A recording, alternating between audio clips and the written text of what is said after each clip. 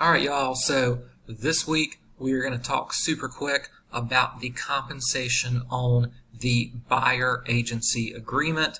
I've been seeing a lot of these that are not being done in such a way that will actually entitle you to get paid. So in section 4B, you must list a number.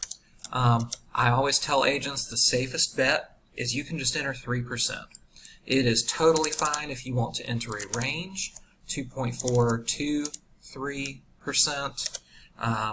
You can also do something I've seen some agents do, 2.4% for resale, 2.5% new construction, and 3% for sell by owner. That's also acceptable as long as you're spelling out what you're offering in each situation, or what you expect to be paid in each situation.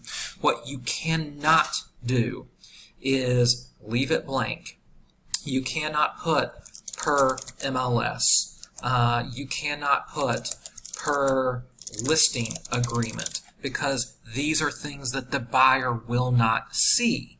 If you put per MLS, you should be expected to have a signed copy of the MLS sheet, and I would even go so far as to say that the buyer should initial next to the compensation being offered, but that's just creating extra work for yourself. As a general rule, if you just put in 3%, you will be covered.